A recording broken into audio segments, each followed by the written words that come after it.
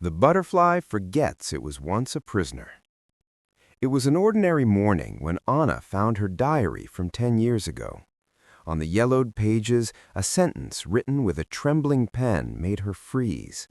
"I can't take it anymore. I can't get out of bed. I don't think I'll ever get better." She stood there trying to recognize the person who wrote those words.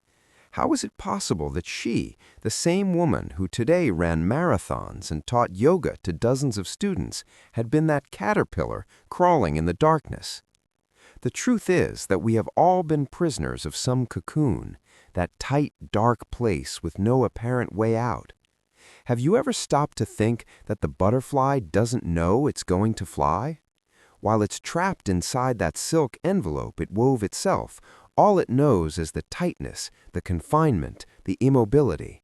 There is no memory of wings because there are no wings yet. There is no dream of heaven because heaven is just a concept too distant to be real. The cocoon is made of our own limitations. We build it with the threads of the pain we feel, the trauma we carry, the words we hear that have stuck to our skin like a second shirt. "You're not good enough. You'll never make it. People like you don't get there." Each phrase becomes a layer. Each disappointment becomes a wall. Each fear becomes an invisible cage. And the cruelest part? We convince ourselves that that cocoon is our home. We begin to believe that we were born to live like this, small, limited, safe in our familiar prison. Anna remembers the day she couldn't leave the house to go to her dream job interview.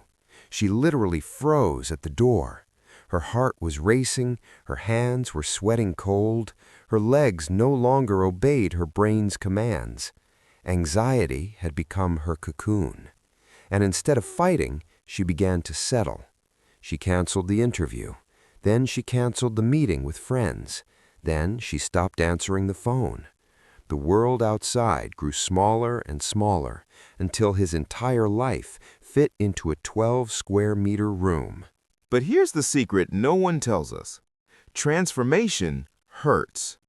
When the caterpillar begins to transform inside the cocoon, it's not simply growing wings, it's literally dissolving. Its body becomes a soup of cells. Everything it was ceases to exist. Imagine you wake up one day and everything that defined you simply melts away. Your certainties turn to liquid, your securities evaporate, your own identity slips through your fingers. It's terrifying. That's why so many people prefer to stay in the cocoon. At least there we know who we are, even if we are just a shrunken and suffocated version of ourselves. Transformation requires that we die to who we were, and death, even if symbolic, is frightening. Anna needed 3 years to understand this. 3 years of therapy, of medication, of small steps that felt like climbing Mount Everest. Going to the bakery was a victory. Answering a message was an act of courage. Taking a shower was revolutionary. The people around her didn't understand. "Just do it," they said. "Just think positive." As if it were possible to think positive when you're literally falling apart inside. But she continued, because there was something in her, small as a spark, that refused to go out. That little voice that whispered on the darkest days, "This isn't all you are. This isn't all you can be." And then, one day, she realized she could breathe a little better. The next day, she walked to the corner. The following week, she accepted a coffee with a friend. Small cracks in the cocoon, tiny slivers of light entering the darkness. The birth of the butterfly is not a magical moment of orchestras and fireworks. It's a brutal process of pushing, tearing, forcing its way through seemingly insurmountable walls. The butterfly needs to fight to get out. If someone opens the cocoon to help it, it dies, because the effort of breaking through the barriers is precisely what strengthens its wings. Resistance is necessary. The pain has a purpose. Anna discovered her wings in an unlikely place, in a yoga class that a friend insisted she try. At first, she could barely touch her toes. Her body was stiff from years of accumulated tension, but there was something in that space, in that silence punctuated only by her breath, that made her feel less trapped. The practice isn't about being perfect, the teacher said. It's about being present. Present. She had spent so much time trapped in the painful past or terrified of the uncertain future that she had forgotten what it was like to simply be. There. Now. Breathing. It took her 6 months to achieve her first balancing pose without falling. When she did, she cried. Not from sadness, but from something she hadn't felt in years, hope. If she could balance her body, maybe she could balance her life. If she could strengthen her muscles, maybe she could strengthen her mind. 2 years later, she was teaching. 5 years later, she had her own studio. Today, looking at that old diary, she barely recognizes the person who wrote those desperate words. And here is the most beautiful and cruelest part of this story. The butterfly forgets that she was once a prisoner. When Anna flies now, when she runs her 10 morning kilometers, when she teaches other people to breathe through pain, she no longer thinks about those dark days. Not out of ingratitude or denial, but because the transformation was so complete that that person no longer exists.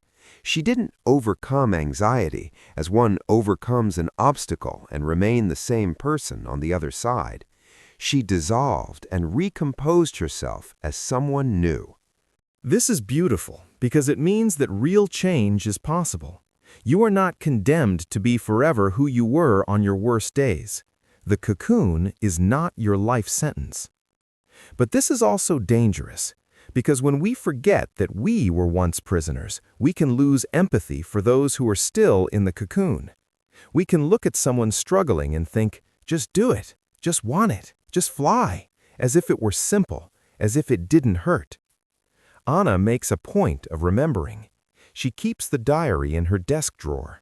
From time to time, when a student arrives broken, saying that they can't do it, that they can't take it anymore, that they want to give up, she opens those yellowed pages and reads aloud, "I can't take it anymore." I wrote this, she says, and look at me now. It's not to brag, it's to ignite that spark, that whisper, this isn't all you are. Because the truth is, we all carry cocoons. Some are made of trauma, others of toxic relationships. Some are woven with threads of addiction, others with the fear of others' judgment. There are cocoons of poverty, of prejudice, of illness, of losses that seem greater than our capacity to bear. And they are all real. They all hurt. They all seem impossible to break free from. But inside each of us, there is something that knows how to fly, even if we don't yet have wings. There is a version of ourselves waiting on the other side of the transformation, a version we can barely imagine because it is so different from who we are now. The question isn't whether you'll be able to break free from the cocoon. The question is, are you willing to dissolve? Are you ready to stop being who you were, with all your familiar certainties and fears, to become who you can be? Because the butterfly can't take the cocoon with it. It needs to leave it behind. And maybe, just maybe, when you're flying, you'll also forget that you were once a prisoner. But if you can remember, if you can come back and show your wings to those who are still in the darkness, you won't just be a butterfly. You will be living proof that transformation is real. And you? What cocoon are you weaving around yourself without realizing it?